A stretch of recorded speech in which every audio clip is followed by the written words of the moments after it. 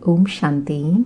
आज 30 मई 2026 के प्यारे बाप दादा के अनमोल मधुर महावाक्य हैं। आज की मुरली के सार में सृष्टि के आदि मध्य अंत के ज्ञाता बाबा ने समय का महत्व दिलाते कहा कि अभी अंतिम समय है, सब कब्र दाखिल होना है, जो भी कुछ है सब खत्म होना है, तुम्हारा धन दौलत आदि सब खत्म हो जाना है। गायन भी है ना, किनकी दबी रहेंगी धूल में, किनकी राजा खाए, किनकी चोर लुट जाए, किनकी आग जलाए, सफल होंगी उनकी जो धनी के नाम लगाए। तो बाबा कहे समय से पहले अपना तन मन धन सब सफल करना है।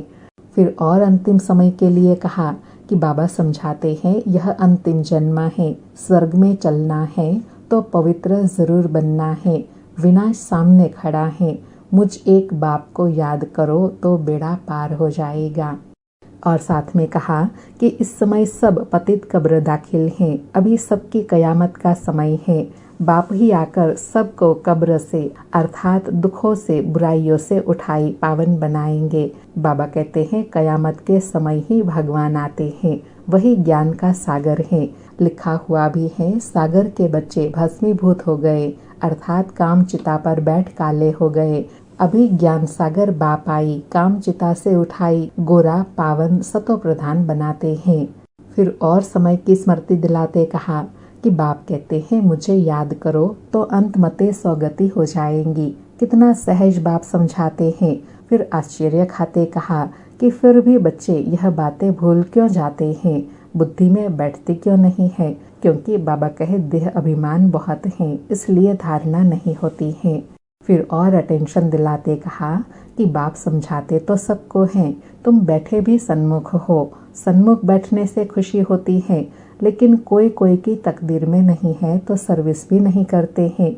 बाबा कहे सर्विस करेंगे तो अपना और बाप का नाम बाला करेंगे। सुनने वाले कहेंगे यह बाबा की बच्चियां तो कितनी होशियार है, सब काम करती हैं, हमको स्वर्ग की बादशाही का वर्षा दिलाती हैं, हमको ज्ञान का वखर अर्थात ज्ञान से माला माल करती है। और साथ में सेवा के लिए कहा कि यह तुम्हारे प्रदर्शनी के चित्र अंधों के आगे जैसे आईना है, इसमें जादू की कोई बात नहीं है, यह बाबा ने दिव्य दृष्टि से बनवाए हैं, इसमें मुख्य पवित्रता की बात है। फिर और समय की स्मृति दिलाते कहा कि बाप समझाते हैं यह अंतिम जन्म है, स्वर्ग में चलना है तो पवित्र जरूर बनना है, पवित्रता की ही मुख्य बात है, विनाश सामने खड़ा है, मुझ बाप को याद करो तो बेड़ा पार हो जाए। फिर और अंडरलाइन कराते कहा कि जो पवित्र बनते हैं वही पवित्र दुनिया में आएंगे। जितनी पवित्रता की धारणा उतनी ताकत तुम्हारे में भरती जाएंगी, उतना सतयुग में पहले नंबर में आएंगे। बाबा कहे सब तो इकट्ठे नहीं आएंगे, जो नंबर 1 पवित्र आत्माएं हैं, जो नंबर 1 सतो प्रधान पावन पवित्र आत्माएं हैं, वह सतयुग में पहले पहले आएंगे। बाबा कहे काम महाशत्रु है, पावन दुनिया में जाना है तो पवित्र जरूर बनना है। फिर आज के गीत की स्मृति दिलाते कहा कि गाते हैं भोलेनाथ से निराला कोई और नहीं। बाबा कहे तो अब बच्चों को यह तो अच्छी रीति मालूम है कि बेहद के बाप को ही कहा जाता है बिगड़ी को बनाने वाला। बाबा कहे तुम बच्चे जानते हो कि शिव बाबा ही हमको हीरे तुल्य बनाते हैं। बच्चों की बुद्धि में यह रहना चाहिए तो खुशी भी रहे। बाप का फरमान है मुझे याद करो और वर्षे को याद करो। और बाप से वर्षा लेने के लिए कहा कि देह सहित देह के सब संबंध छोड़ माम एकम याद करो तो तुम वर्षे के अधिकारी बन जाएंगे। और मोहजित बनने के लिए कहा कि बच्चों को ज्ञान का विचार सागर मंथन कर फिर धारण करना चाहिए। बाबा कहे कोई कोई मोह में फंसने के कारण फिर धारणा नहीं कर सकते। तुम गाते भी आए हो और संग तोड़ एक आप संग जोड़ेंगे, मेरा तो एक आप बाबा दूसरा ना कोई। परंतु बाबा कहे मोह फिर ऐसी चीज है जो एकदम बंदर बना देती है। बंदर में मोह और लोभ बहुत होता है। अब बाबा समझाते हैं बच्चे देहधारियों से मोह निकाल मोहजीत बनना है। देह सहित देह के सब संबंधों से बुद्धि योग हटाई, बाप की श्रीमत पर चलना है। और बाबा कहे देह अभिमान है सबसे पहला नंबर 1 दुश्मन। देह अभिमान आने से ही फिर और विकार में फंसते हैं।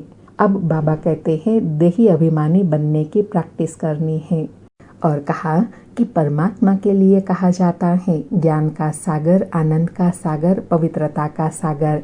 फिर देवताओं की महिमा बाबा कहे अलग हो जाती है।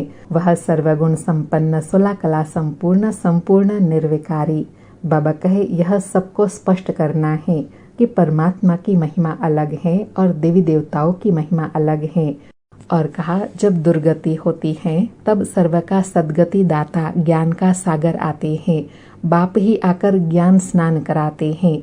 ज्ञान स्नान से ही आत्मा को पावन बनाते हैं। ज्ञान से ही सद्गति होती है। बाबा कहे यह पानी के स्नान की बात नहीं है, यह धारणा की बात है। फिर और सबको परिचय देने की विधि बताते कहा कि तुम निमंत्रण देकर बुलाते हो कि आकर परमपिता परमात्मा का परिचय लो और भविष्य 21 जन्म के लिए वर्षा लो। भाइयों बहनों, पारलौकिक बाप से बेहद सुख का स्वराज्य कैसे मिलता है सो आकर समझो। बेहद के बाप से वर्षा पाना सीखो। बाबा कहे इसमें कोई डरने की बात नहीं है। सुनते हैं प्यारे बाप दादा के अनमोल मधुर महावाक्य। आज बाबा कहे मीठे बच्चे, अपना सब कुछ ईश्वरीय सेवा में सफल कर भविष्य बना लो, क्योंकि मौत सिर पर है। आज मुरली से प्रश्न है, ज्ञान सुनते हुए भी बच्चों में उसकी धारणा क्यों नहीं होती? उत्तर में बाबा कहे क्योंकि विचार सागर मंथन करना नहीं आता। बुद्धि योग देह और देह के संबंधों में लटका हुआ है। पहले जब बुद्धि से मोह निकले तब कुछ धारणा भी हो। मोह ऐसी चीज है जो एकदम बंदर बना देता है। इसलिए बाप बच्चों को पहला पहला वायदा याद दिलाते हैं। कौन सा? देह सहित देह के सब संबंधों को भूलो और मुझ बाप को याद करो। आज मुरली में गीत बजा, भोलेनाथ से निराला कोई और नहीं, ऐसी बिगड़ी को बनाने वाला कोई और नहीं। सारी मुरली से धारणा के लिए सार है। पहला पॉइंट, विनाश के पहले अपना सब कुछ सफल करना है। यह कयामत का समय है, इसलिए पावन जरूर बनना है। दूसरा पॉइंट, देहधारियों से मोह निकाल मोह जीत बनना है। देह अभिमान जो पहला नंबर का दुश्मन है, उस पर विजय पानी है और सब संग तोड़ बाप से बुद्धि योग जोड़ना है।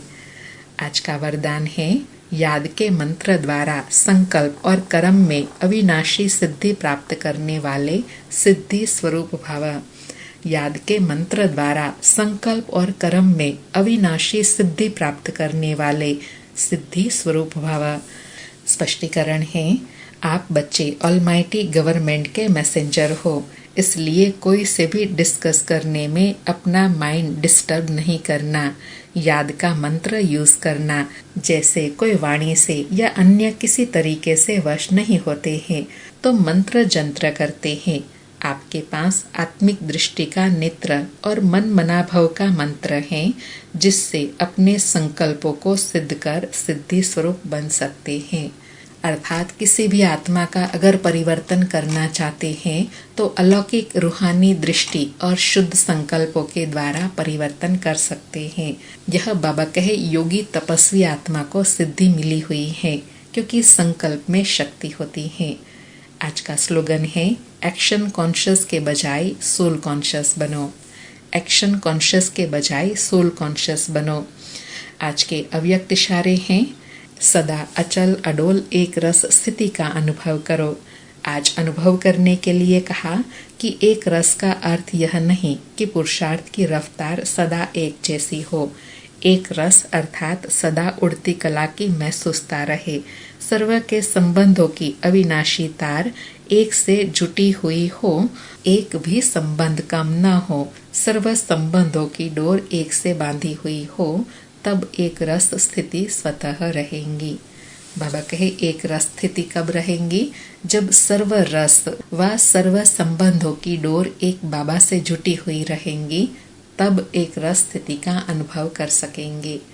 अच्छा, ओम शांति। शुक्रिया बाबा, शुक्रिया।